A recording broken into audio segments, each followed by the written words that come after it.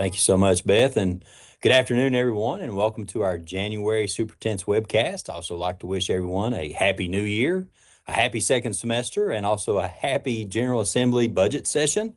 Whereas I think as of last Friday, we were already tracking somewhere in the 70s of potential education-related bills. So again, it's going to be a busy session, and already off to a lot of exciting work with our legislators on working together on some different bills. So again, we welcome you to today's webcast and hope that everything has started off very well for you in this new year. Next slide, please. We have a packed agenda today. We'll start off with, of course, with some updates from Jennifer. After I give some welcoming updates, we do have Jennifer Ginn, our Director of Communications. We'll be giving an update here from KDE about some grants and other information. Dr. Stafford and I will be presenting information on the accountability bill. If you haven't noticed, House Bill 257 has been filed, and it relates to our new accountability model. And I want to provide some information as far as a comparison of the cool model versus what the 257 bill looks like. And I will say there's some strong positives in there that we'd like to emphasize. Also, we have Melody Cooper on here also as our policy advisor. And I may, Jennifer, I think I may let Melody go in front of me. Melody, that's kind of an impromptu, just with where you're at over there at the annex. I think I'll defer to you to talk about our class sizes and caseloads, and I'll take over after Melody. And then we'll turn it over to David Couch, Marty Park, Beth Hargis, Mickey Marinelli, and Thomas Tucker for our AI resources from KDE for school districts. We'll have Dr. Brian Perry will be next with our legislative preview for this year. He has some great information for you. And then also, too, we've started a new practice, if you will, a new process that has in the odd months, we will be having Kentucky Board of Education virtual meetings, which are more of a learning opportunity for our board members, but they are public meetings. And Dr. Gliptus and Grider-Jones will have some information on that. We will close with question and answers, as always, and, of course, important dates. So let's start off with some welcome and updates, please. Next slide. Next slide, please. Congratulations to Superintendent Robert Braden and, of course, Miss Sydney Newton at Taylor County. Sydney Newton is an English language arts teacher at Taylor County High School, and she was honored on December 16th as the latest Kentucky educator to receive the Milken Family Foundation National Educator Award, which also includes a $25,000 unrestricted cash prize. I also like to thank Lieutenant Governor Jacqueline Coleman and Milken Educator Awards Senior Vice President Jane Foley. And a very quick story here. As you can see, it was a total surprise. Look at the students. This picture was one of the best pictures because it was snapped as soon as Miss Newton found out that she was the Milken Award winner. I did ask her afterwards. I said, "Did you have any clue that you were an award winner?" She said, "Dr. Fletcher, absolutely not." She said, because how it starts out is Dr. Foley gives some information about, everyone thinks I'm there to celebrate test scores. And so there's some different things that are going on. And then Dr. Foley will go in to talk about how we're going to honor a teacher. And she gives some information about the Milken Foundation, the amount. And as you can see, Miss Newton she said, in my mind, I was like, well, we have so many great teachers here. Who could it be? And then, of course, her name was announced, and it was a great moment. The students were just as excited as she was, so it was a great day there in Taylor County. She has been an English teacher there at Taylor County High School since her teaching career started in 2016. So congratulations again, Superintendent Braden and the Taylor County High School and Miss Sydney Newton. Next slide, please.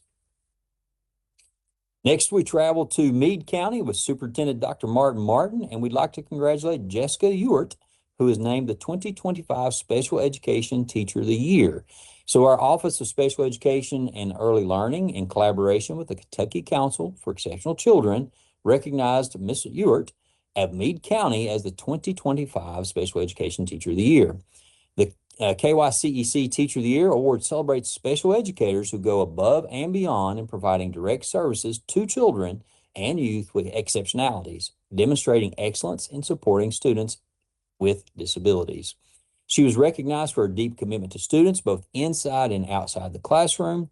And she also runs the Camp TESSA, the Teaching Effective Social Skills to Students with Autism, which is a summer program and serves as a court-appointed special advocate for those in her area. So congratulations, Dr. Mark Martin, superintendent there, and also to Miss Jessica Ewart. Next slide, please. The Kentucky Department of Education Safe Schools and Supportive Schools branch recently recognized 215 schools across the state through the annual Fidelity Recognition Program for Positive Behavioral Interventions and Supports, affectionately known as PBIS. And it is an evidence-based tiered framework for supporting students' behavioral, academic, social, and emotional and mental health. The schools were selected through an application process for how well they are implementing and managing their PBIS framework, achieving one of three levels of fidelity standards, which is bronze, silver, or gold. And the achievement in each of these categories is determined according to our PBIS state recognition of fidelity standards. If a school is not currently implementing PBIS but would like more information on how to start, please use the request training or assistance link to request free assistance and or training. Next slide, please. Also, our Office of Special Education and Early Learning is honoring 50 years of IDEA, which was signed on November 29th, 1975 into law. The Individuals with Disabilities Education Act guaranteed access to a free and appropriate public education for millions of children who were once excluded or inadequately served. During the past 5 decades, IDEA has shaped classrooms, guided educators, and opened doors for countless students. Its impact is seen every day in early intervention services, individualized instruction, inclusive classrooms, and transition supports that prepare students for life beyond school. And on December 4th, 2025, the U.S. Senate unanimously passed a resolution recognizing IDEA's 50th anniversary. The resolution honored the millions of infants, toddlers, children, and youth who have benefited from IDEA and acknowledged the educators, families, advocates, and policymakers who have worked tirelessly to uphold its intent. As Kentucky marks this anniversary, KDE invites educators, families, and communities across the Commonwealth to honor IDEA's legacy and recommit to ensuring that every student with a disability has the opportunity to thrive. So again, 50 years of IDEA. Next slide, please. This time, I'll turn it over to our Director of Communications, Jennifer Guillen, for other updates. Thank you, Commissioner. Pardon me. We have competitive grants from KDE. The first one is FY26 21st Century Community Learning Centers Grant. Applications are due January 20th, so those are coming up pretty soon. Award amounts are $150,000 per year for up to 3 years. There is no matching fund requirement. The program offers academic, artistic, and cultural enrichment opportunities for students attending high poverty and low performing schools, helping them meet challenging state academic standards through effective out-of-school programs that improve student achievement and social development. This one I believe you have seen before, but it's the FY26 Math Achievement Fund Middle School Coaching Pilot Grant. The deadline has been extended to March 19th at 4 p.m. The award is $62,000 per year for up to 2 years. There is no matching funds. The pilot grant will provide developmentally appropriate diagnostic assessment and intervention services to students to help them reach proficiency in mathematics. The mathematics coach will improve mathematics teaching practices by working with teachers of grades 6 to 8 in their classrooms. So the eligibility for this grant has been increased to additional districts and schools. Some more grants, FY26 Migrant Education Program Grant. Applications are due by March 17th. Award amount is up to $280,000 per year for up to 4 years. Again, no matching funds requirement. The program provides states with funding to reduce the impact of educational barriers on migratory children ages 3 through 21. These children run a greater risk of failing to meet the challenging state content. Low academic achievement and frustration with school may cause many migrant children to drop out early in their teens. And lastly, on our grants, the FY26 Math Achievement Fund Mini Grant. Applications are due February 19th. Award amount is $40,000 per awarded school, and again, no matching funds. This high quality instructional resource mini grant provides funding for the purchase of materials needed for modification of instruction, tier 1 to tier 2 and or tier 3 in mathematics, and pays for extended time or release time for teachers to engage in professional learning on HQIR. As a reminder, applicants are responsible for monitoring KDE's competitive grants webpage for amendments and updates to the posted RFAs and supporting materials. Of course, more information about grants can be found on the KDE Competitive Grants webpage, which you have a link to in the slides. And as always, you can email Jennifer and Brian. And lastly, I wanted to share this with you all again. We actually unveiled it in December in the Superintendent Webcast, but we are still looking for more kids to join. We'd love to have a large group of kids, large group of students apply and participate in this. We're doing a You Belong KY Attendance Matters video and poster contest. This is in conjunction with STLP. To support creation, judging, and statewide amplification. It's open to all grade levels. And it is a student voice contest promoting belonging, connection, and attendance. This will center student voice in defining what belonging looks like in their school community. So we think this is really an important and a great project for students to learn, because students who feel connected at school attend more regularly. And of course, belonging is one of the strongest protective factors against chronic absenteeism. And having these student-led messages reinforces connections and uses the language of students themselves. Hopefully you all saw the billboards, you saw the ads that we did earlier this school year, but we really want this to drive the message home, reinforce it, and try to make sure as we head toward the end of the school year that kids want to come to school. So it aligns with KDE's statewide efforts around re-engagement, belonging, and student voice. And of course, connectedness improves attendance, academic outcomes, and well-being. So the deadline for registration, and this is for all K-12 students, we just want to stress that they don't have to be part of an STLP team. The deadline to register is February 13th. Districts will narrow down the submissions, and the final submissions are due to us on March 13th. And winners will be announced April 24th at the STLP State Championships main stage. So this is going to be the big presentation. And I know the commissioner, hopefully, fingers crossed, will be there to help us recognize the winners. And we also will be using the winning and maybe even some of the other submissions on our social media channels, on KDE's social media channels. So it'll be a great chance for the students to be able to see their work being used in real life. And I believe, Commissioner, you wanted me to move ahead to talking with Melody.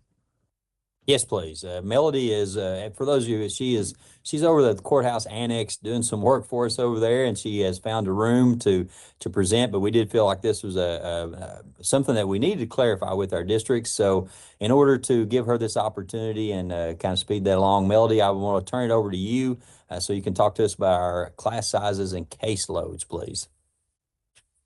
Thank you, Dr. Fletcher. Good afternoon, everyone. So yes, as Dr. Fletcher mentioned, I just want to we've been aware that there have been several questions out there and maybe a little bit of confusion about the class size and caseload amendments that are coming forth. And so we just want to go ahead and take a minute to explain how the class sizes and caseloads are still in place. They did not increase, and there's no unlimited numbers out there. So one misconception that we had heard is that there was a new bill being passed or a change in statute. And that's not the case here. OSEAL has proposed amendments to two of our regulations, the definitions and placement decisions. And those proposed amendments were approved by the Board of Education during the December meeting. So the significant changes in our definitions actually lead to the placement decisions. So in the definitions, we removed a couple of definitions pertaining to class size and caseload that had always been a little bit confusing, and we replaced those with a definition of special class, which is basically specialized place where there's specially equipped and staffed room for special education students to receive their services for part of the day, determined by their admissions and release committee still. And so then that leads into the other regulation we amended about placement decisions, and the class sizes and the caseloads are still in place. What changed there, so it tells how many students could be in a special class or how many students could be on a special education teacher's caseload. What did change in the regulation is the way that number is denoted in there. So in the past, KDE had already routinely approved waiver requests by districts to increase these amounts by 1 or 2 students if there was a paraprofessional present in the classroom. And so we have built those already previously approved numbers into this regulation to try to eliminate some of that paperwork about the waivers. And so there is no, again, there are no unlimited numbers here. Everything is still in place. We're just using those numbers that would have already been routinely allowed and approved. So hopefully that helps clear up any misconceptions that you may have heard about.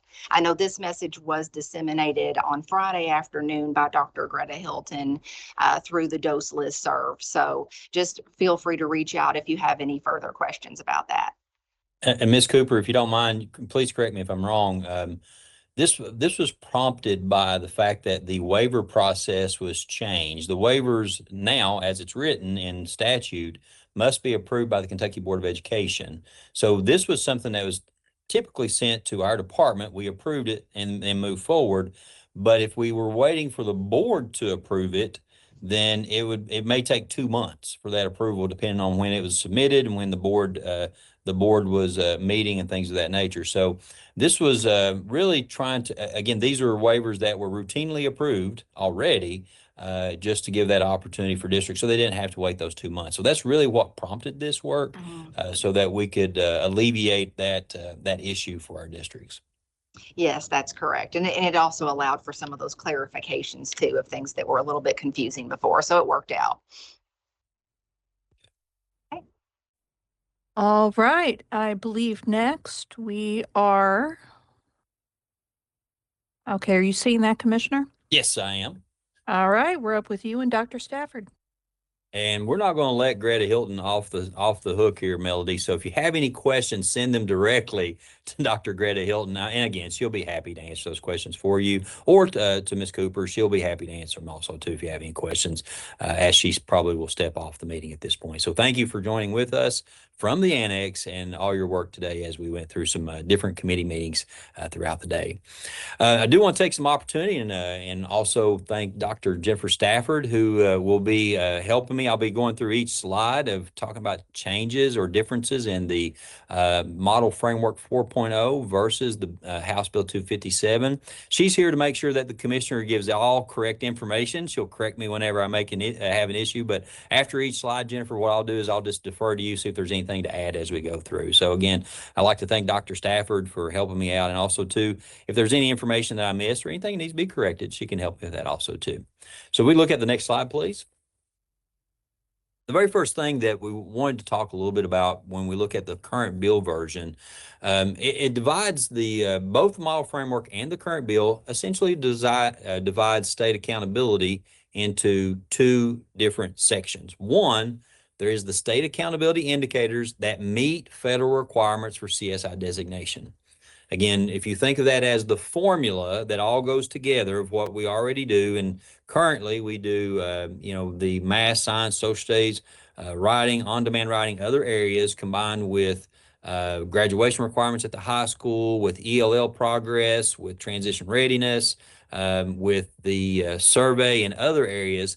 If you think of that as the state accountability, and all those go together for a formula to do the CSI designation. Again, that part is the state accountability that meets federal requirements, and we made some changes in it. That's that's the frame of mind that you need to go into when you think about the state accountability indicators.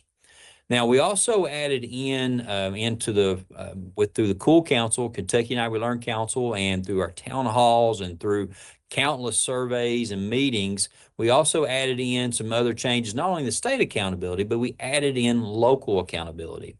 I will say the big change between 4.0 and our current bill language of House Bill 257 is the actual phrase local accountability has been replaced with like local indicators of quality. And the reason for that is there was a lot of confusion that accountability meant comparability. And that's not the point with local accountability. It's not about comparing yourself to other districts. And it's not a part of the percentage for CSI calculation. It's not a part of that formula for that. So to kind of alleviate some of that confusion, and also this was a request from some of our legislators, was to take out that local accountability word and replace that with another phrase. In this case, it's going to be local indicators of quality. So that's overall.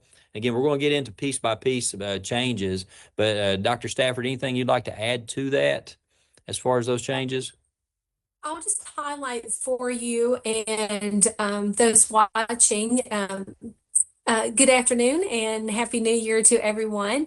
I just want to highlight that the local measure of quality, or that local accountability, was never part of the original proposal to be part of that state accountability calculation or designation. So I think that was a little confusion. And so it was always presented as separate and distinct systems.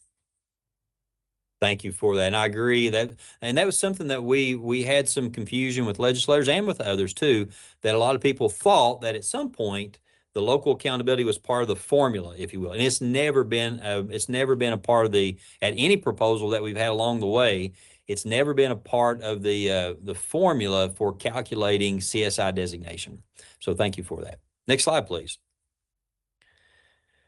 Now, what you'll see in the next few slides, I did a category component model framework, what it looks like in 4.0, than what the current bill version is now. Again, I wrote this a little bit before the bill was filed, but I believe it all holds true.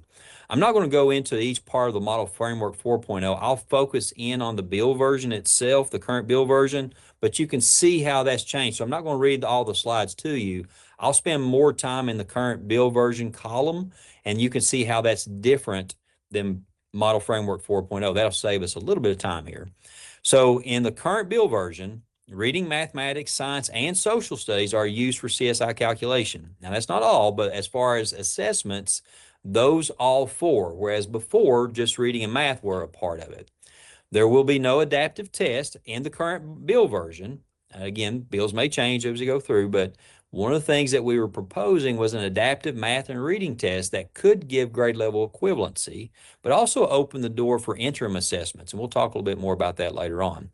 But in the current bill version, the assessments will be very similar to what we give now, as in reading, math, science, and social studies. They will not be an adaptive reading and mathematics, and this will only be providing grade level proficiency in the same manner of our current state assessments. It will not, the reading and mathematics will not provide grade level equivalency. Personally, I like that part of the accountability model. I'd like to see that be put back in, but that's where we are in the current bill version as is. Also, too, you see science and social studies are back in the current bill version. Also, from the state accountability portion, reading, mathematics, science, and social studies are used for CSI calculation. In the previous one, the science was actually reported separately. So again, reading, mathematics, science, and social studies are used in the CSI calculation.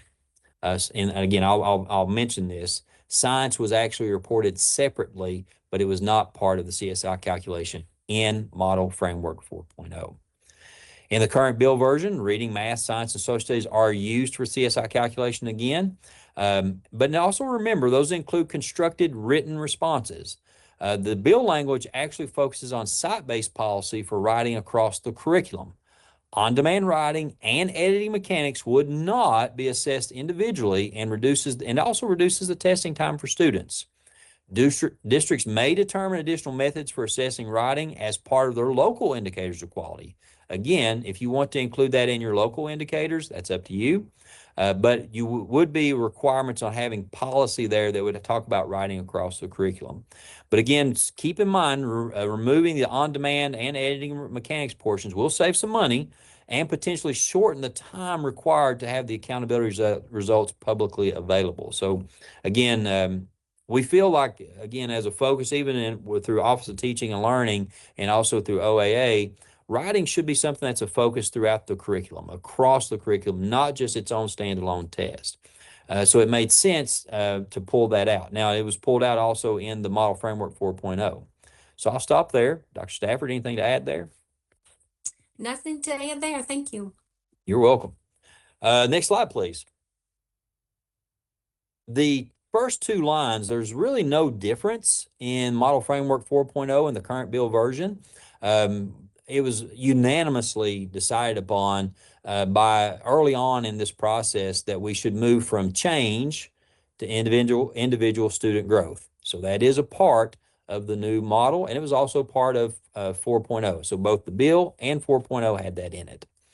Also, too, in both the Model Framework 4.0 and the current version bill, we still are using transition readiness, graduation rate, English language progress are included in the CSI calculation to meet federal requirements. So no changes when it comes to essentially no changes between Model Framework 4.0 from the Cool Council and from our town halls compared to the current bill version that is in 257. Also from the state side, the climate safety survey data, I believe, was 4% of your calculation. In our current model is 4% of the calculation for CSI. One of the points that was made by one of our legislators and a couple others is chronic absenteeism is used in, I think it was the data, 34 or 36 states use chronic absenteeism in some shape, form, or fashion in their CSI calculations. So that is a change that's been recommended, is to go from the climate and safety survey data for the CSI calculation and move to chronic absenteeism. Again, the board sets those percentages currently, and we would look at, climate and safety survey was about 4%. We'd look for about the same percentage as it relates to chronic absenteeism also.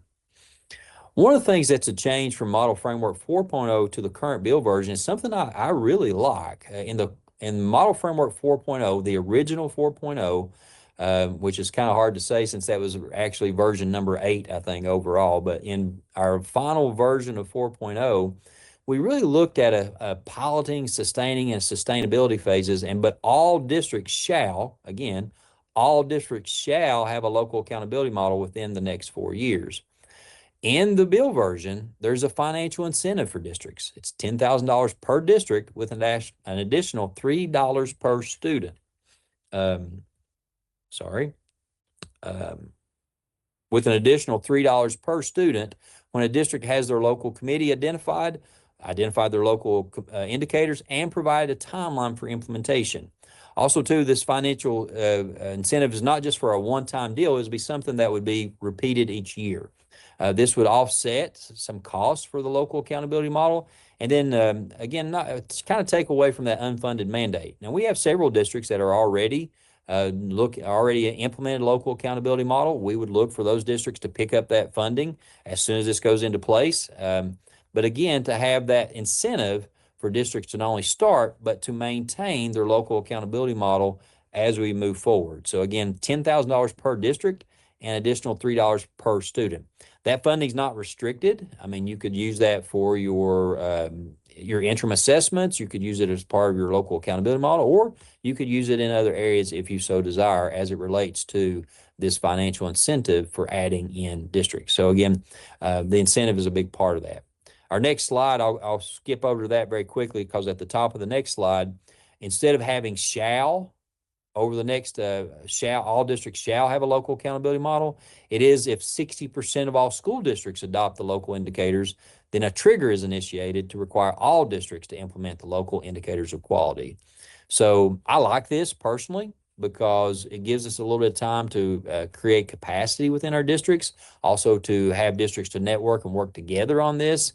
And then when we get to that 60% point, then all districts would be required. I think the language says over the next 2 years that districts would implement a local accountability model. So again, not a shall, but it would be a 60% trigger, then it would become a shall. This is very similar to, I think, what we did with the dropout age a few years ago. If more than 50% of the districts adopted 18 years old as the dropout age, then it would become a shall. That's very similar here too. So I'll stop there. Dr. Stafford, anything you'd like to add? I'll just add about the individual student growth measure that in the past we've had that before, and we've tried several models, and the individual student growth model has not been determined. We'll bring together different advisory councils, thought partners to determine what works best for Kentucky and which model to move forward with. Similar to the chronic absenteeism, we'll have to move through with working with other offices in KDE that have that data and go through the standard setting and activities in that nature to develop that for the accountability system. So lots of work to be done once the bill is actually passed, or whatever version is passed into law. Thank you for that, Dr. Stafford, and a great point on the bringing together to see what that model looks like for growth. Again, that hasn't been predetermined. We would have to get input of others out there, and also with the chronic absenteeism also too. Other things as we move forward, I don't think it's in this slide presentation, but the color coding is still there. It was taken out in Model Framework 4.0. I don't think that we have that in the slides, but 4.0 had the color coding removed. But now in the current bill version, there is still the colors. When I say color coding, your red schools, your yellow schools, your green schools, your blue, green, yellow, orange, and red. Thank you. Schools that we have. And also too, those cut points to determine those are still approved by LSAC. So that's important to keep in mind too. So somehow I think I missed that in this slide presentation, but again, that color coding is still there. Again, we advocate to pull that out, and as again, trying to remove some of that comparison, some of that, not really remove comparison, but really trying to focus more in on districts working together at that point. Also too, as far as the current bill version, we do have that in 4.0, remember that writing and social studies and locally determined indicators of performance were a part of the local accountability model. But now KDE would also supply the assessments if districts could not provide their own method. Now, since in the current bill version, science and social studies are a part of that, the state model, that's been changed. So really the two major requirements there is vibrant learning experiences have to be a part of your model, and also locally determined indicators of performance. So that still has to be in your local requirements. Also too, and this is something that did not change, where appropriate, again, keep in mind where appropriate, if you have student level data, you need to be able to disaggregate that data when based on student demographics. That was a requirement in 4.0 and also in the current bill. And then also too, in the 4.0 in the current bill, you need to have a way of developing and publicly displaying your local indicators and local data. We do have several districts that do that already. Just to mention a few, I think Kenton County does, Rockcastle, Greenup, Shelby, I think Logan.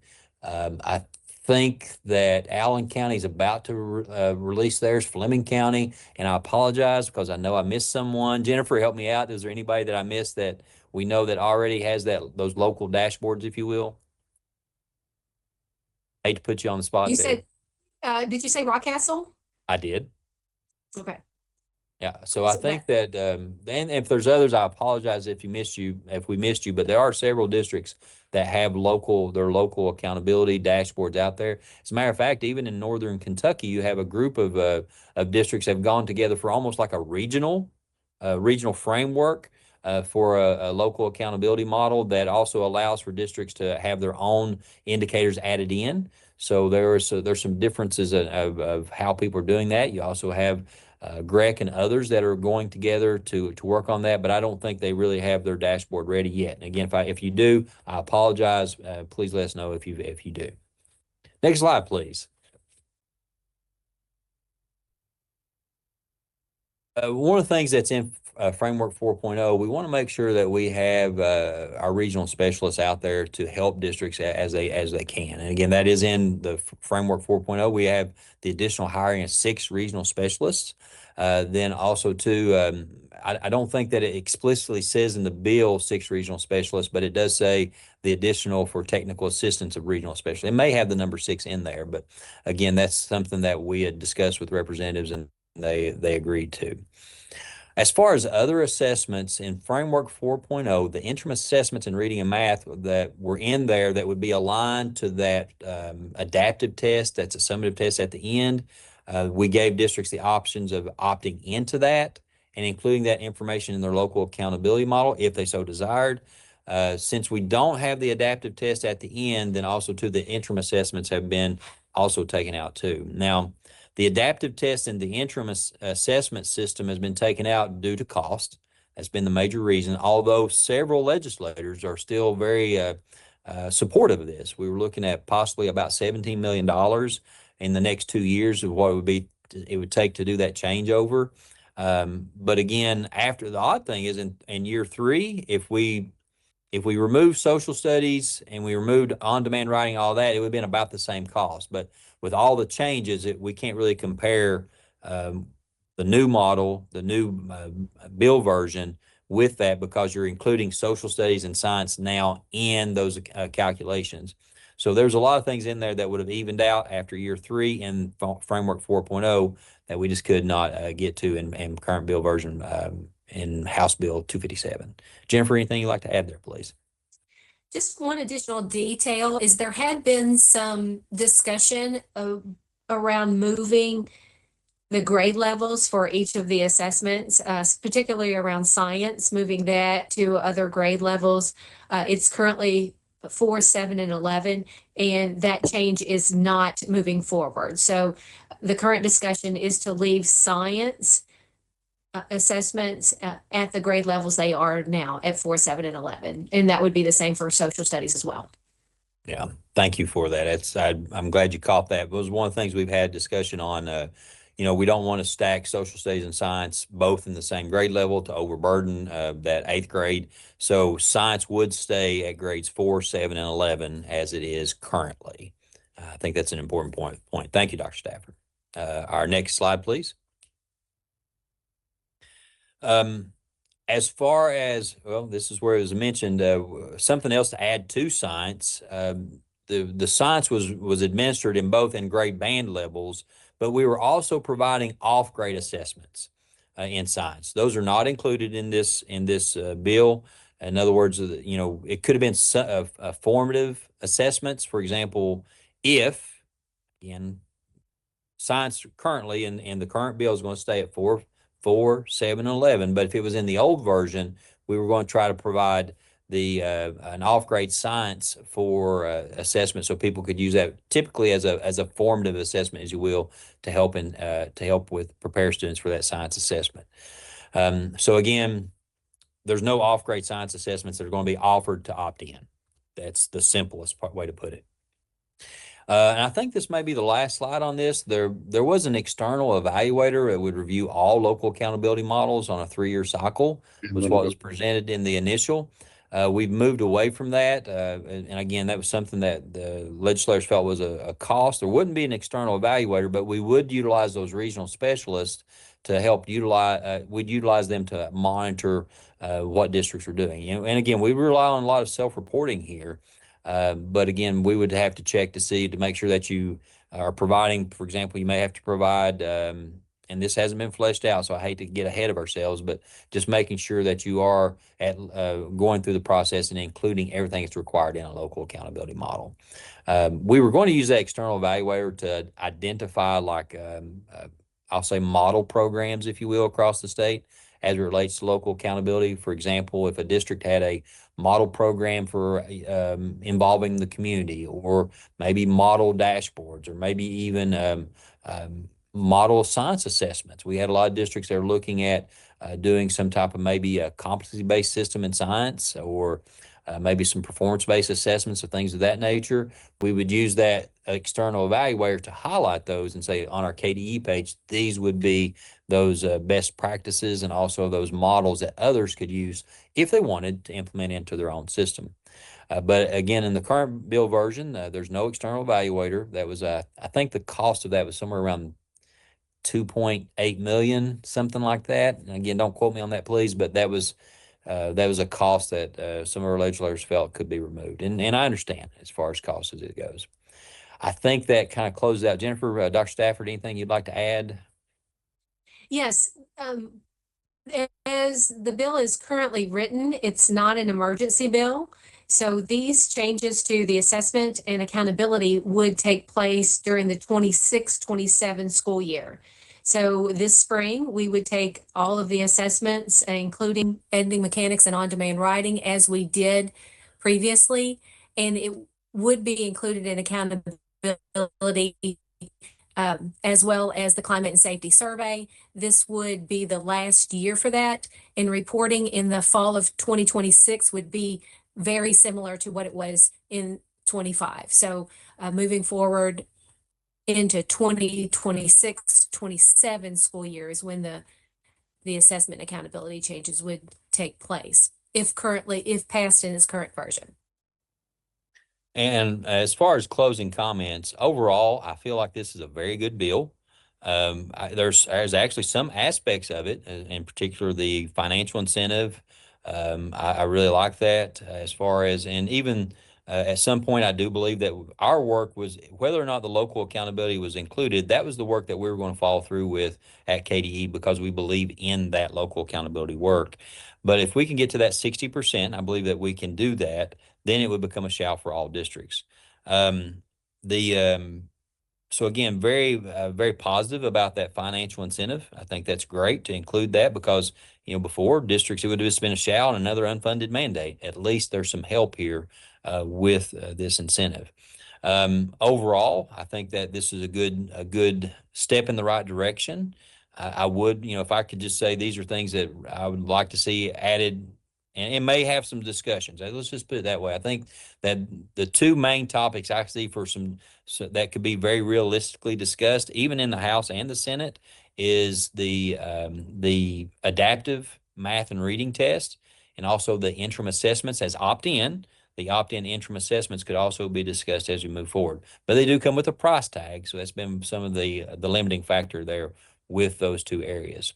But again, feel good where it is. If you have any questions, love for you to be out talking with your legislators. I'm amazed by how often I hear a legislator say, I've talked to my superintendent, or I've talked to some teachers in my area, and making sure that we can eliminate any misconceptions or anything of that nature. I think would be really good too. So again, good work here. I think this is a good start, and look forward to trying to get this across the finish line as we move forward. I think we do have several co-sponsors already as part of the bill, which is always a good sign too. So are there any questions so far in the chat, or I'm sorry, in our document? No, sir, not yet. Okay. All right. If there's any questions, you're welcome to email me or Dr. Stafford directly. And again, Dr. Stafford didn't have to correct me too often on that. And I do really appreciate the additional information. There's a lot of things that she pointed out, but thank you, Dr. Stafford, to you and your team, or our team at OAA, for all the hard work, and everyone else that's had input into this. Thank you so much for it. Thank you. And Jennifer, again, we'll turn it back over to you. All right. Thank you, Commissioner. We have already Heard from Melanie. Right now, we're doing AI resources from KDE for school districts. And up first is David Couch, our Associate Commissioner in KDE's Office of Education Technology. Thanks, Away to you, Jennifer. David. Thank you. And I'm going to introduce some of my teammates here in KDE that are going to help me out with this topic. Marty Park here is beside me. He's our Chief Digital Officer and our Deputy CIO. Beth Hargis is with our Office of Career and Technical Education as the Associate Commissioner. Mickey Marinelli is our Chief Academic Officer here in Office Teaching and Learning. And Thomas Tucker is our Deputy Commissioner in the Office of the Commissioner, and they'll be helping me out as I go down this path. So I'm going to share a document with you from our KDE website, but I want to talk to the people that I introduced a little bit earlier. It is a team effort at KDE amongst all those offices, and it's just not been artificial intelligence. It has been computer science as well. And so we're trying to model something that we hope that districts are modeling as well, because you should have your technology folks, your career and technical education folks, your teaching and learning folks, and then your senior leadership, your superintendent, also working together as we go down this path. I'm going to share with you some of the resources from the Office of Education Technology perspective. And then my teammates will share some other resources as well from their perspective.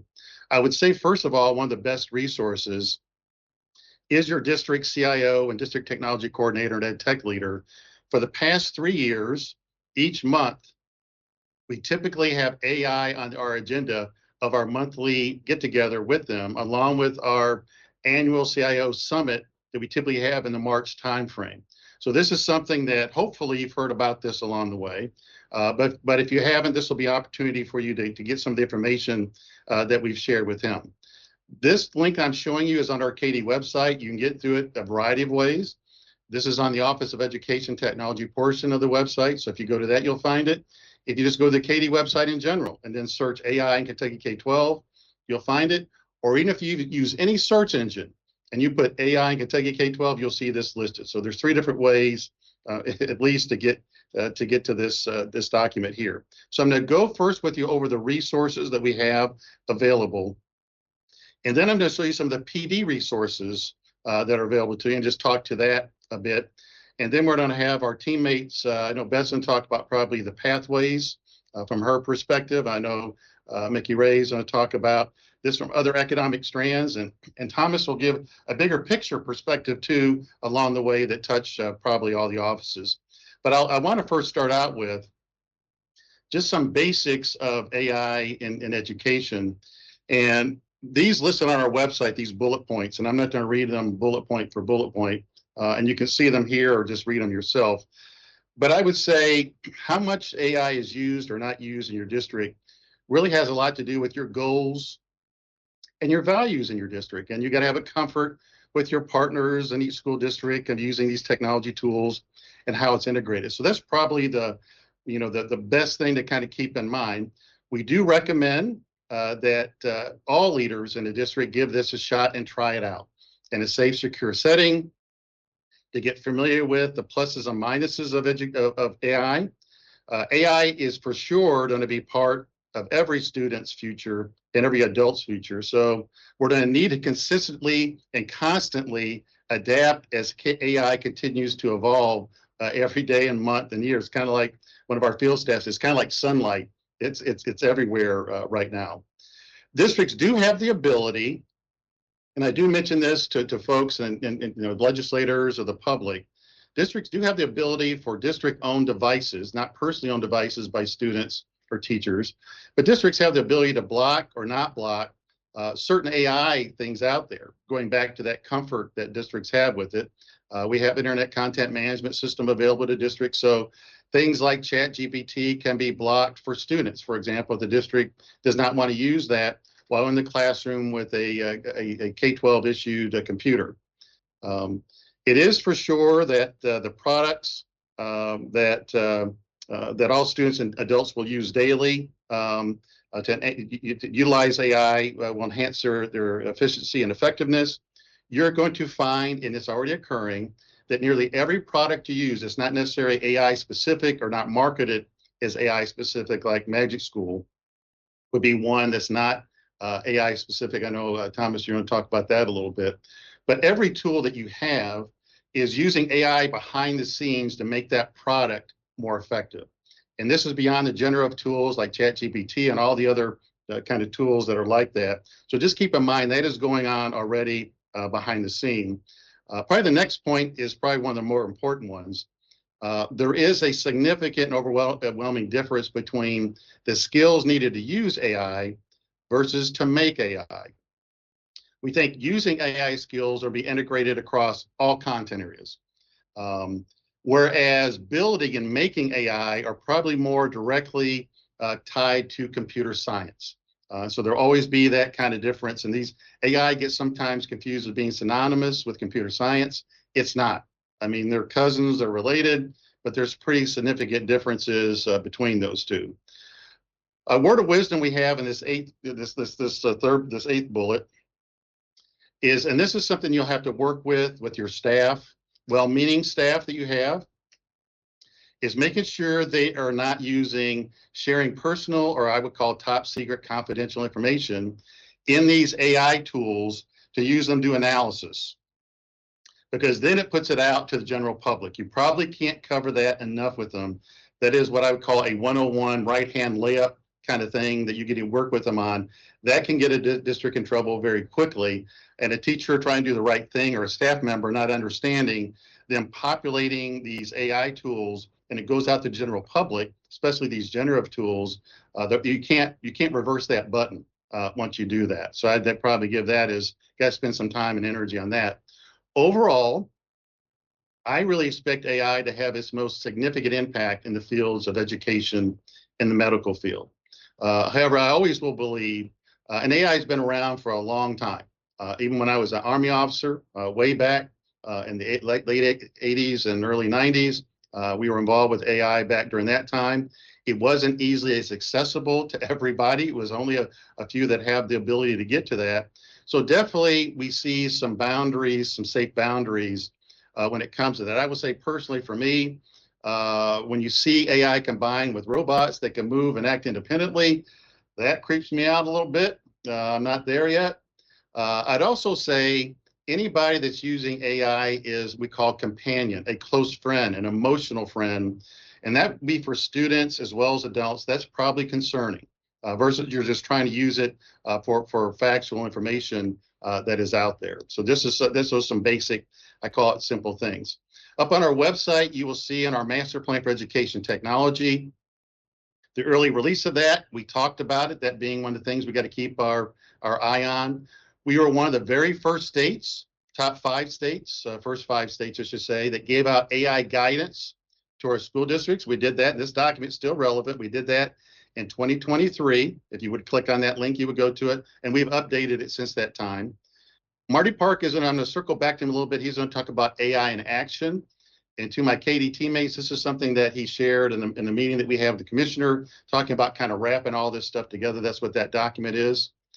This right here is golden information in here. So every year, we bring together the education technology leaders of districts across the state. And for the past 3 years, we have asked them about AI and their view on that. If anything, I would ask you to take a look at, we had about 85% of districts represented last March. We asked them 4 areas to give their big idea, their one big idea. So if you were to click on this right here, you would see 4 questions that we asked, 23 tables to come up with their single one big idea. And for this one, we say, have you noticed any significant differences in AI so far over the past year? And then we asked them, what do you expect a significant difference to be over the next 2 or 3 years? And then we asked them, what are your biggest apprehensions and concerns going forward? And the last one is, what are the real resources you think you need going forward? I encourage you to take a look at that. I thought that was well done by the folks representing your districts. So please give that an opportunity to take a look at. This is some excellent work here. I've been fortunate to be part of this work. The Southern Region Education Cooperative asked for representatives of every state. I was very honored to represent K-12 for Kentucky. But this organization had higher ed, they had private industry, they had legislators. It is the best work that I'm aware of, and I've looked around for a lot, that really give you a perspective in helpful information and guidance and resources to K-12 organizations and higher ed as well. So I would take some time and click on this document. This document's excellent. Guidance for the use of AI in your classrooms. Lots of time and energy over an 18-month period was put together putting that out.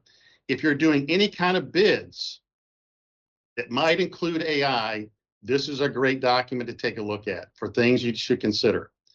That group also came up with some policy recommendations for states that also can be looked at for districts to take a look at. Excellent work here.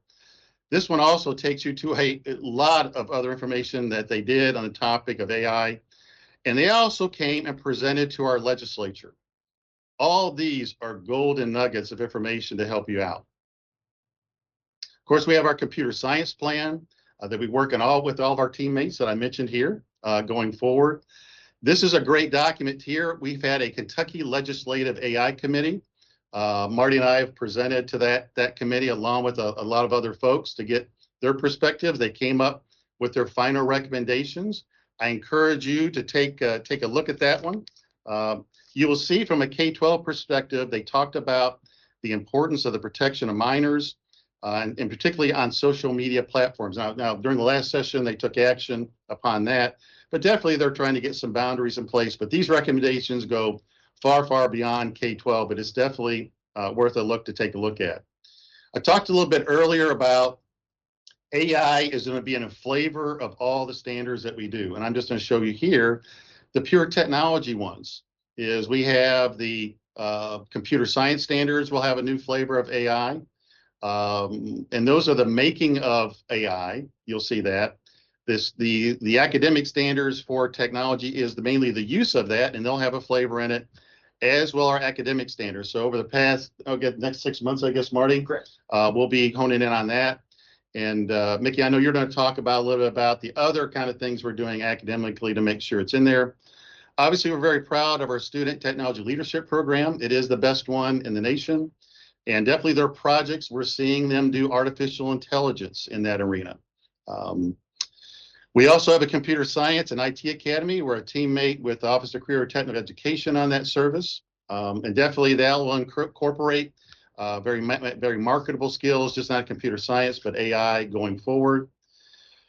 Some other ones I think are really good. Donnie Piercy was our Kentucky Teacher of the Year in 2021. I am not his sales agent, but his book is excellent. The 50 Strategies for Integrating AI into the Classroom. It's one of the best sellers in the country. He's an outstanding teacher and knows how to integrate all the technology tools to make sure it's a good experience and learning experience for students. Definitely encourage you to take a look at that. Thomas, I'm going to let you mention the code.org. I have that listed here just so you know when you hear Thomas talk about code.org. This is the information here. This is an example of the early warning system that we have in Kentucky that we partner with Infinite Campus that uses AI tools behind the scenes to identify students that are in danger of dropout. And so AI was used behind the scenes to collect a couple of different data elements to give those to school districts to identify some early warning things and to help these students get across the finish line to graduation. We've also had some outstanding committees present. This is a link to NASCIO, which is a national organization, but Doug Robinson is a Kentuckian that leads that organization. Microsoft came, Google came to this. Our Office of Education Technology presented to all the other state agencies, and the U.S. Department of Education put out a good document about artificial intelligence as well. So this is chocked full of great resources. I'm going to go to one. I know Marty's going to talk about this one. So Marty, let me turn it over to you. Thank you, David. Thank you so much for the opportunity to share with you. As artificial intelligence is an emerging technology, it continues to obviously capture energy and interest, and we want to do our best work to continue to highlight strategies that we're implementing. I'm not going to spend a ton of time and deep dive. We shared the link with you, but this is a quick sheet of being able to look at how we are viewing AI in action across Kentucky public schools. and specifically driven from the Kentucky Department of Education. So we've separated, and this is not all inclusive by any means, but we have many, many strategies leveraging artificial intelligence currently today. We're not waiting around. We're not sitting back. We are implementing strategies right now today in areas like professional learning, in areas such as student and teacher supports that we're very excited about. We have areas wrapped around guidance, which David shared our AI guidance brief. But additionally, looking at our digital readiness work. This is annual work that we do across the state, and we're gathering implementations of artificial intelligence, which is extremely important. We watch those trends. We help get and look at student and teacher voice in regards to usage and implementation of artificial intelligence and learning, which is very important to us. We're really tightly tied to AI fluency and digital citizenship. It is very important for us to think about not just AI literacy of understanding artificial intelligence and specifically using artificial intelligence, but actually adapting and adopting and using the strategies live that we know that gaining that skill is vital. So on top of emerging innovations as another area. So we've separated and built a quick sheet, a quick reference sheet of these 6 areas where we are today implementing artificial intelligence. So David, I appreciate the opportunity to share that this page is this document is just a quick reference that we are using here at the Kentucky Department of Ed, and that you may want to also check out. I'd also say, Marty, that we're taking a look at what are some of the professional development and training resources available for districts.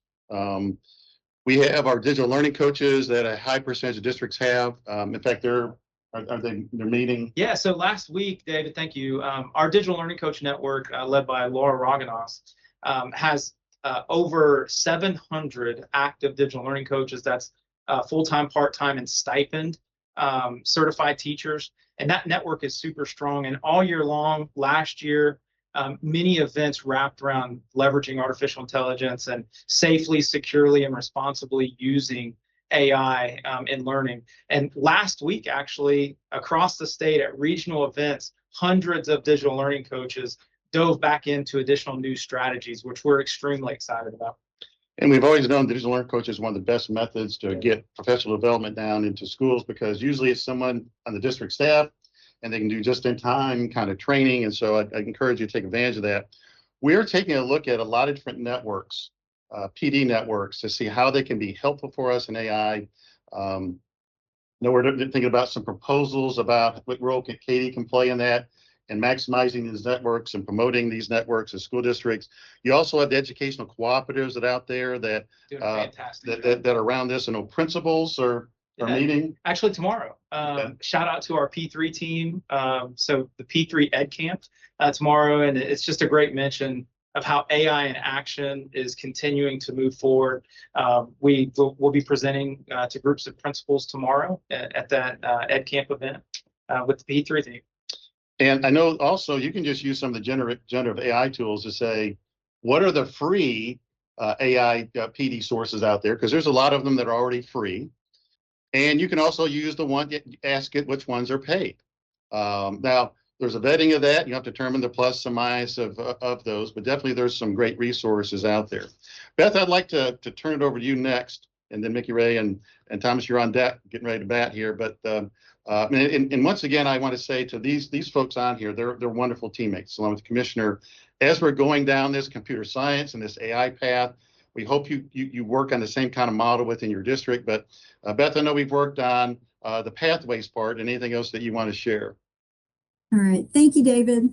So from the CTE perspective, we really have 2 sides of AI that we're thinking about. One of those being the programming side, and the other one being the utilization. And David has touched on both of those a bit, but just want to talk to you a little bit about where we stand with career and technical education pathways.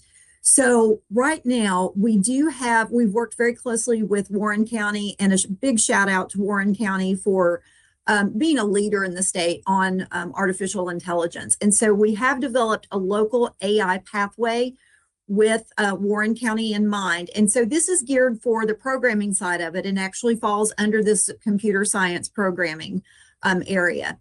And then we are also working on a statewide programming pathway, and that's in partnership with, again, Warren County and with our business and industry alignment teams and our futuring panels, just to make sure that we're covering the needs of business and industry from that perspective. And then secondly, the utilization piece. And this is where I really get excited because we're working to integrate pathway or program specific AI content standards that naturally fall within CTE programs of studies. So we're probably not going to see AI pathways, say, under health sciences or under automotive, but we're embedding those within the existing pathways so that, it's that utilization piece and that it falls naturally. We're not creating something new. So again, David talked about healthcare and how the utilization of AI, it's there. But it's really across the board. Think about the self-driving cars.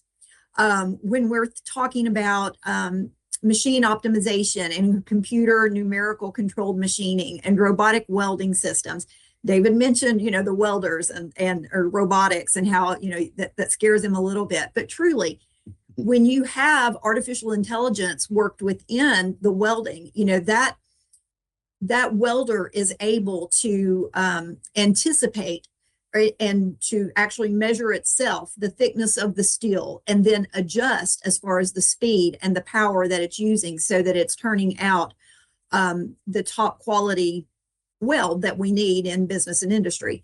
And so we're very excited about this work. We invite you to reach out, contact us if you have any questions at all about pathways or, working with AI as far as your students and certifications. And so we're working on it and, it's coming about. And so if we had a little mantra, I guess it would be, we're moving from AI as a future concept to a daily tool. And I think we're well on our way. And again, David mentioned that we're working as a team on this, and that could not be more true. We're very thankful for our partners at KDE and all of the different offices. And we're excited to see where this takes us in just the next few months. So thank you. Thanks, Beth. And probably my just concern about the robots is I just wish they wouldn't put legs on them. I'm fine with the robots and AI, but when they put legs on them and they can move independently, that's when I get a little bit worried about them. So maybe we can do something about that too. Mickey Ray, we talked about some of the other academic areas. I talked about the computer science and the technology one and library media, but I know you're looking at across the board, but also some other PD kind of angles when you look at from the office, from your role as Chief Academic Officer. Thank you, David, and good afternoon, superintendents. There are really just 3 points that I would like to elevate in our time today. And so the first is that when you think about this from a teaching and learning perspective, we are seeing AI as being integrated like any other educational technology. And so I think the key consideration is around what is the purpose and function and the appropriateness of that tool for the benefit of educators, for the benefit of students. So that's sort of the first thing, that integrated approach for education technology. Secondly, we know and we've all acknowledged that there is a need for educators to have high quality professional learning on the responsible utilization of AI, but also on the effective utilization of AI. I mean, how can this be supportive of teaching and learning for the benefit of educators and for students? And so we are committed to looking for ongoing opportunities to provide high quality professional learning across the state. We have our new KY Learning Hub. We know we want to utilize that as a management system, as a mechanism to get that into the hands of educators that you support across your district. But as David mentioned, we also want to look to existing networks. We have our early literacy network. We have a math leadership collaborative that is being birthed this year. And so we want to make sure that we provide opportunities for these AI conversations to exist throughout rather than just in isolated moments. And just so grateful for those digital learning coaches and what they will do to support members of even our teams across those networks and being able to provide HQPL or high quality professional learning. And then lastly, I want to mention again the critical role of the CAS for Technology Technology, the Kentucky Academic Standards for Technology, we see it as being a crucial support in the implementation of responsible utilization of AI, no matter the content area, no matter the grade level. So those are K-12 standards. And so we believe that all of our students deserve access to learning more about AI, and we don't want them to be left behind. And so those standards as they currently exist and then also under revision are going to be just an important resource for you, for your building principals, for teachers, and then ultimately for student learning. So that's all I have to share at this moment. Dr. Tucker, I'll turn it over to you. Thanks, Mickey. Hello, superintendents, and of course, hello to all of our team members here. I'll start with some high-level governmental conversations down to the state level, and probably give you a couple examples that are happening in our schools. And I promise you, I'm going to be as excited as my teammates are. As you can see, this is a very passionate topic for ours. And as Dr. Hargis said, it's a part of every fabric of education. First off, looking at from a federal level, many of you may have heard this, that the U.S. Department of Commerce is a central figure, major player in the Trump administration's what they call America's AI Action Plan. And this outlines several items in which the president believes that AI should be accomplished here in America to help us be more competitive. However, a couple things to keep in mind. Part of that plan is to curb state level regulations. David talked a little bit about those regulations there. David and the team were masterful in terms of issuing guidance as opposed to policies, because the Department of Commerce ultimately wants us to have one national standard when it comes to AI. And so, again, kudos to David and the entire team for foreseeing this and helping us create guidance and being the first state, as he said, to issue AI guidance. Secondly, on the state level, many of you are familiar with code.org. They're a friend of the KBE. They're a friend of our state and KDE, of course. In the years I've been here, they've presented several times, and they are providing awesome lessons and activities on AI for students and staff. And they're in numerous districts. To point out a couple, there are districts beyond Davis's JCPS, Robertson, McLaughlin, and Fayette County. Many of those districts have participated in the Hour of Code and have done some other wonderful things. But one of the advocacy parts of code.org is to make computer science a graduation requirement. And I have some concerns, and I've expressed some concerns with our team about that. Not necessarily that's bad, but what comes off. As I've talked with many of our awesome superintendents here, your graduation requirements run from 22 credits to 28. At one point, one of the superintendents said they had 30 credits. So what comes off the table? And I asked that question because code.org and other national organizations recognize your Commonwealth, Kentucky, as one of the top progressive computer science AI states in the country. And so we're very happy that code.org does that.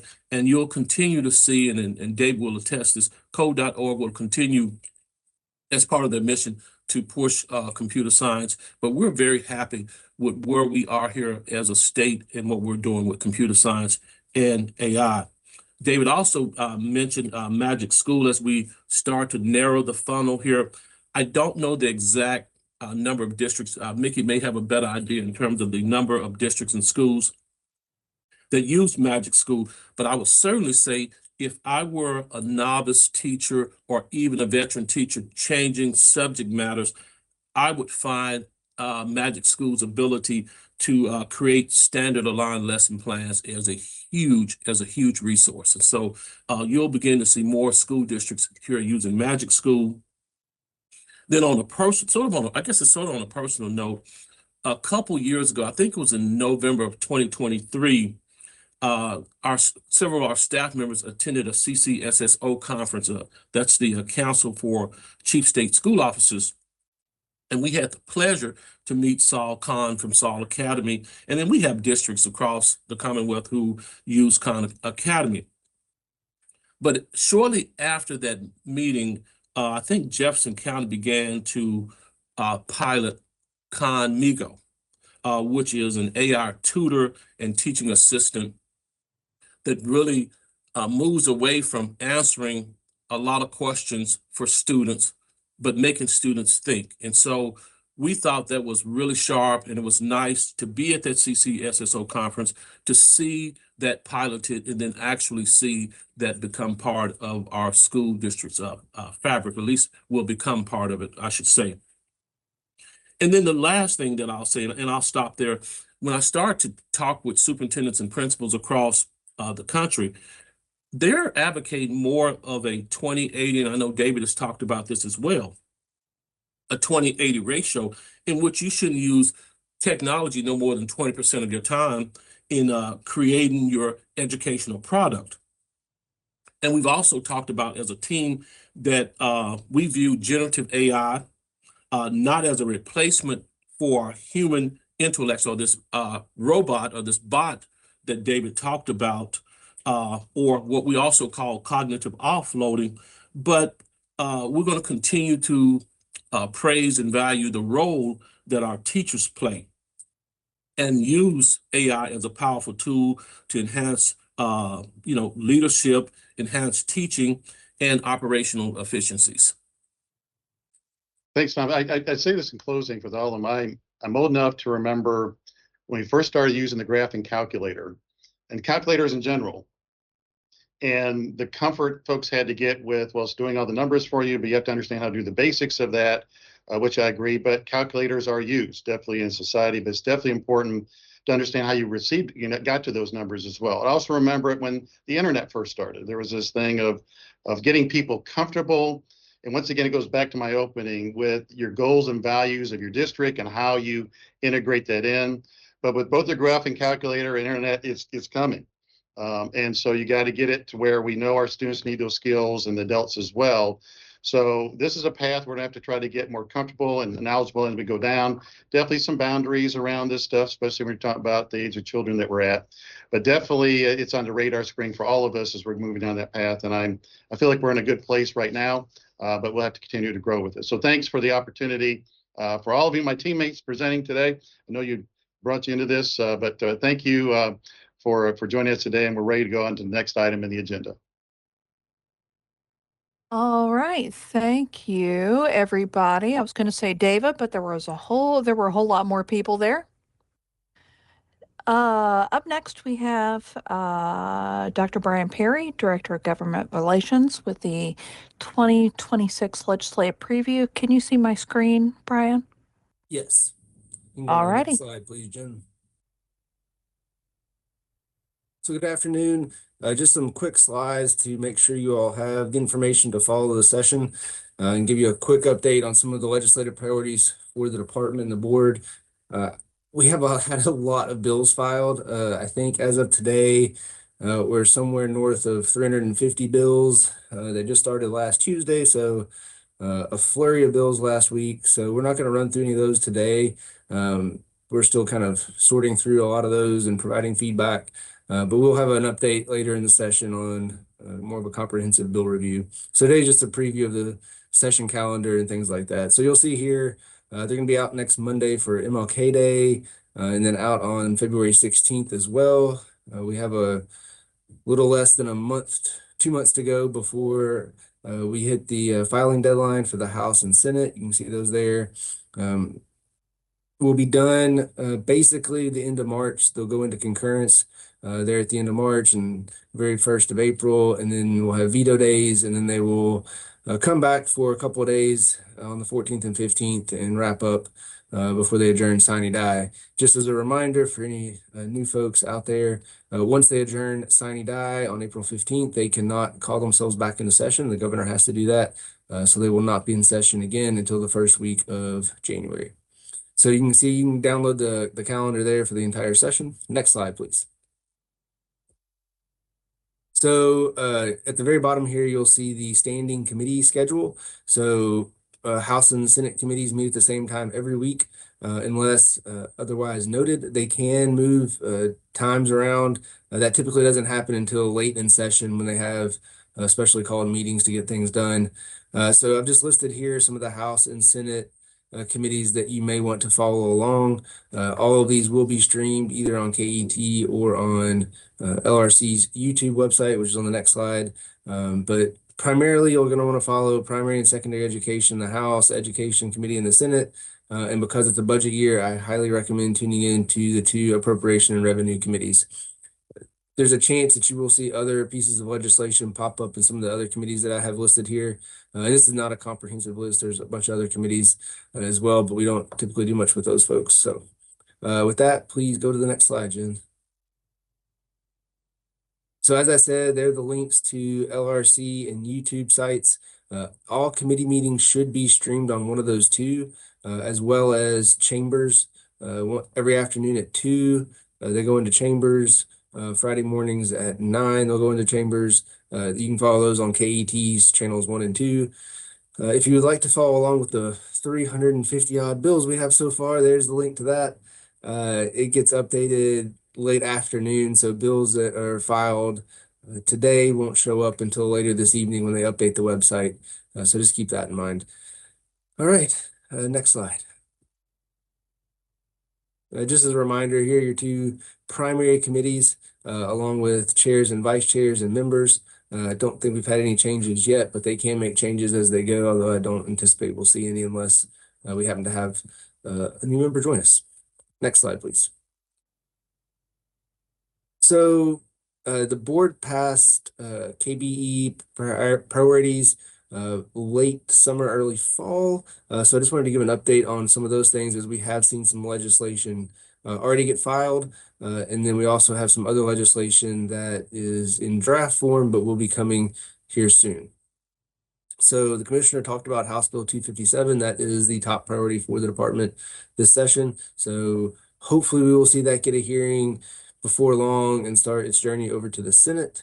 We'll see if it picks up any changes along the way. We've had a lot of conversations about that one, and just want to thank everybody here at the department that's helped move that along. So last session, you saw Senator Higdon file a bill related to teacher scholarships. So that bill proposed expanding the number of dual credit courses available to high school students in the teaching and learning pathway. It did not go anywhere because it had a huge fiscal note attached to it. And so we have worked over the interim and early this session to get to Senate Bill 22 of this session. Senator Higdon filed that last week. I think that that's going to move fairly quickly. So pay attention to Senate Education this week on Thursday. So Senate Bill 22 takes a bit of a different approach in order to narrow the focus and thus the fiscal note. So it's really aimed at registered teacher apprenticeships. So we have 3 registered teacher apprenticeships currently in the state. And so it expands the number of dual credit courses for students in those registered apprenticeship programs in order to allow them to get an associate's degree before they finish high school and thus transfer straight into their partner EPP. So the important part about it being a registered apprenticeship program is that it has to be approved by the Education and Labor Cabinet. And that involves checking with our folks here at the department to make sure that everything does align and that it does end in certification and a path into the classroom. So yes, it's very narrow. That's intentionally so. I think that this also leaves the door open for future conversations about a broader scholarship bill, perhaps one that involves the Kentucky Work Ready Scholarship. So stay tuned for that. We have a number of cleanup items that we have put forward, and I think that most of these are going to be packaged together in one bill. So I'll just run through these quickly. So the KBE has interest in continuing to stabilize the board. So they're interested in staggering some of the terms just to ensure continuity as members roll on and off the board. Right now we have kind of 2 groups that roll off and on at the same time. Ideally, we'd like to see that get staggered out somehow. So I think that if it moves would be a separate bill. It's a pretty big topic. So not surprised to see that get separated out. One of our other big asks, and we started floating this idea last year, late in the session, is to replace KEPS with a statewide job portal using existing funds from teacher certification fees. This seems to be an idea that a lot of folks are in favor of. It would be an off-the-shelf product, not something that we would do internally. It seems like it would have a lot of advantages to both applicants and to districts. So kind of excited to see that one get some interest. We'll see. There are a number of items related to Senate Bill 207 from last session that we were asking for. None of these really change the nature of the 207 changes. The waiver, the things that can be waived and can't be waived does not change. We're really asking for some waivers that just either speed up the process or waivers that shouldn't expire, as well as just some time to consider the waivers for the board as the board has started meeting monthly. So we also have a couple of education technology items that we'd like to see cleaned up. So one is a complete repeal of that KRS statute related to a teacher's computer purchase program back from the 90s. Another one is repealing statutory language around the Council for Education Technology, which has not been active in a very long time. And we have one item that was related to the audit from this past summer, and that was to clarify ownership and authority of the FFA Leadership Training Center. And then finally, we have one item here at the bottom of our cleanup list that may or may not be necessary, as we've already seen some legislation get filed that would kind of be a broader version of this. But last session we had, I believe it was Senate Bill 9 that will provide by 2030 maternity leave policies for district employees. And so this ask was to expand that to cover our ATC employees. So there's already been a bill filed to provide for maternity leave for state employees. So it may not be necessary depending on what happens with that legislation. I know a lot of folks have been anxiously awaiting some cleanup to Senate Bill 181 from last session. That has been filed again as Senate Bill 181. So it's a little confusing. So please, if you have not taken a look at that, please do so. And I would encourage you, if you have any thoughts or feedback on that, to get them submitted quickly, as that's one that's also likely to move fairly fast. A couple of other things that we have going on there is a work group looking at certification related to science. We've also been in some conversations regarding a simplification of options or pathways into the classroom. Next slide, please. That's it. So the next time you see me, I'll have more to say about bills that have been filed this session and are moving. So stay tuned. As always, if you do have any questions related to the legislative session or particular bills, please don't hesitate to reach out. I'll be happy to answer your questions. Thank you. Thank you, Dr. Perry. Up next, we have Dr. Gliptasan Grider-Jones, who's going to be talking about Kentucky Board of Education virtual meetings. Thank you, Jen. Good afternoon. As Commissioner Fletcher noted at the start of the meeting today, I'm providing an update on the board's regular meeting schedule. For calendar year 2026, the board will meet monthly, alternating between virtual regular meetings held for the purpose of conducting board working sessions and in-person regular meetings for the transaction of business. Jen, if you could go to the next slide, please. These virtual sessions are a new initiative of the KBE, and they were approved in August of 2025. They're provided to support additional meeting time for board member learning, discussion, and reflection on the board's goals and priorities. Included on the slide here, you'll see 4 of the board's goals listed. These include fostering educational innovation through vibrant student learning experiences, advancing educational excellence through continuous professional improvement, cultivating collaborative partnerships, and a new goal, which is to provide measurability and reflection on the board's progress toward these goals. Next slide, please. This slide provides the 12 regular meeting dates for 2026 for the KBE. In the left column, you'll see reflected here the virtual meetings, which will be conducted during the odd-numbered months, January, March, May, and so on. These will be held virtually. And in the right column, you will see the board's In-person meetings for the purpose of transaction of business. These will be held at the Kentucky Department of Education in Frankfort unless otherwise noted. And these will be held again in person across two days. Next slide, please. The board did open its 2026 calendar with a virtual regular meeting last week on January 7. That meeting focused on board learning related to school district funding, financial reporting, and the KBE's roles over budgets and contracts. Information on upcoming and past KBE meetings is available on the KBE website provided. The link is provided here. I've also included the KBE meeting link to the media portal where we live stream KBE meetings and post video recordings of those meetings. And then lastly, the last link provided there is the link to the board's agenda book, which posts the meeting agendas and the materials. Next slide, please. Lastly, I've provided my contact information along with Executive Administrative Secretary Taylor Perry. Should you have any questions, we just wanted to provide that information to you. Happy to answer any questions. Thanks, Jen. Thank you. And up next, we are back to you, Commissioner, with Q&As.